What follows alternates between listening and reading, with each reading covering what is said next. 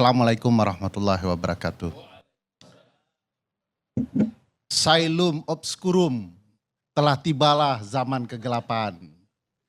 Menjelang abad ke-14 ketika Romulus Ndasmu Augustinus memimpin Romawi dalam kehancuran.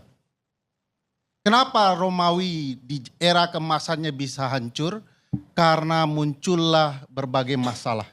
Dan juga timbul kehancuran di berbagai ruang politik ketika Kaisar Romulus dengan berbagai cara membiarkan politik menjadi tidak sehat. Seluruh oposan hendak dibunuh. Hastolus dan Tomlembonglus dibuat dicari-cari permasalahannya untuk kemudian menjadi problematika yang seolah-olah itu adalah hak benar begitu. Padahal semua adalah permainan dan cerita politik belaka. Para pemimpin lupa bagaimana berbudaya. Ucapan sudah tidak lagi punya makna. Tiba-tiba prajurit dengan telanjang dada memaki anak kecil lalu dilantik menjadi staf dalam lingkaran istana. Ini apa-apaan? Masih juga bicara soal benar tidak gerakan teman-teman ini. Padahal yang harusnya Anda koreksi, benarkah kami?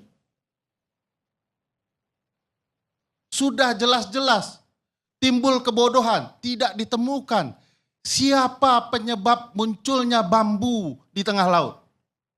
Tiba-tiba ada bambu jenis baru itu, bisa tumbuh sendiri. Lalu dianggap selesai ketika dicabut, padahal problematika utama tidak pernah ditemukan. Rencana mengejar koruptor hingga ke Antartika, sampai ke gurun pasir paling jauh. Faktanya tidak ada. Yang dikejar adalah musuh-musuhnya. Sementara di dalamnya banyak masalah. Masih juga merasa pintar. Memformat kabinet masuk ke tidar. Untuk dilatih moral dan kualitas kabinet. Tapi belum sampai 100 hari sudah kemudian dipecat. Karena melanggar etik. Masih juga merasa benar. 100 hari ada kekacauan. Ada menteri buat kebijakan. Menterinya Bang Idrus di zaman Romawi tapi. Saya sudah Sabar jelaskan Bang, tadi. sabar Bang. Menteri Abang buat kebijakan nasional. Tapi tidak pernah digunakan pilot project langsung berlaku nasional. Timbul kekacauan nasional. Tapi sudah selesai. Bukan selesai, tapi timbul kekacauan. Kekacauannya belum selesai, mungkin kebijakannya sudah selesai. Apa kekacauannya Bang? Secara ketatanegaraan. Ada menteri buat kebijakan, eksekutif, tapi dievaluasi sebagai eksekutif oleh legislatif. Wakil ketua DPR mengevaluasi kinerja menteri, mengatasnamakan presiden. Sebut ketatanegaranya di mana. Kalau bukan di era Romawi dalam ajang yang disebut dengan kehancuran massal. Kapan timbul perubahan? Bang Ade, ketika sekelompok renesan berdiskusi memperbaiki keadaan. Siapa mereka? Anak-anak muda pembaharuan. Ada Fidel, El Comandante, ada seorang perempuan memimpin ITB, coba bayangkan. Saya ingin kasih tahu, kalau ITB sudah turun ke jalan, itu tanda-tanda bahaya. Tapi bukan ngancam kan? Bukan ngancam, hanya menakut-nakuti. Saya khawatir kalau kita tidak membaca pergerakan dan suasana kebatinan saat ini. Padahal banyak catatan sejarah bahwa Middle East, North Africa mengalami gejolak yang sama dan dibenahi oleh anak-anak muda. Kita ingat kasus Latin, kasus kemudian Libanon, Yaman, Arab Spring, itu kemarahan anak-anak muda karena kebodohan memimpin bangsa. Tapi merasa pede betul begitu ya.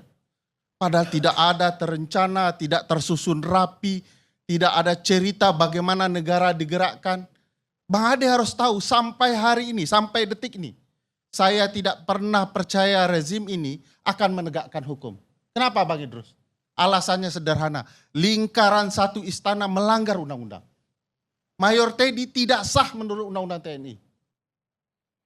Kabulok tidak sah menurut undang-undang TNI. Tapi dengan bangga cerita kami akan tegakkan hukum. Omong kosong dan omon lainnya. Dan ini problematika bagaimana mungkin bisa menegakkan hukum kalau istana sendiri adalah pelanggar hukum. Tapi istana beruntung, masyarakat sipil belum bersatu betul. Masyarakat sipil masih cerita, itu oposan yang kemudian dipidana, ya wajar itu kesalahannya. Tapi ketika masyarakat sipil tahu bahwa ini adalah rekayasa politik, lalu dengan anak-anak muda yang beringas dalam intelektualitas mereka, mereka cerita soal kebaikan di kampus, tiba-tiba faktanya tidak. Mereka marah dengan intelektualitas mereka yang tidak dihargai. Bicara kesalahan pemerintah yang dikoreksi, 13 tuntutan mereka. Ini pengalihan isu.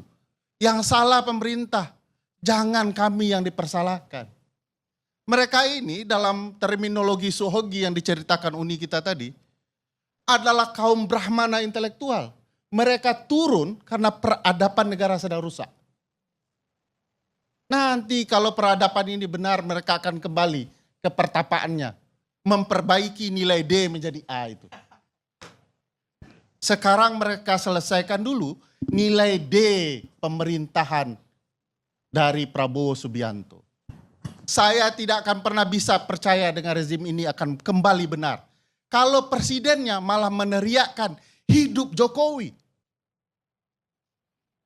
Saya mau katakan, Jokowi masih hidup, oleh karena itu adililah segera Jokowi itu. Karena banyak sekali kasusnya yang terpampang di depan mata kita, tapi tidak kemudian dihukum apapun. Gratifikasi pesawat jet pribadi itu apa ceritanya? Masihkah presiden teriak hidup Jokowi karena keluarganya tidak tersentuh?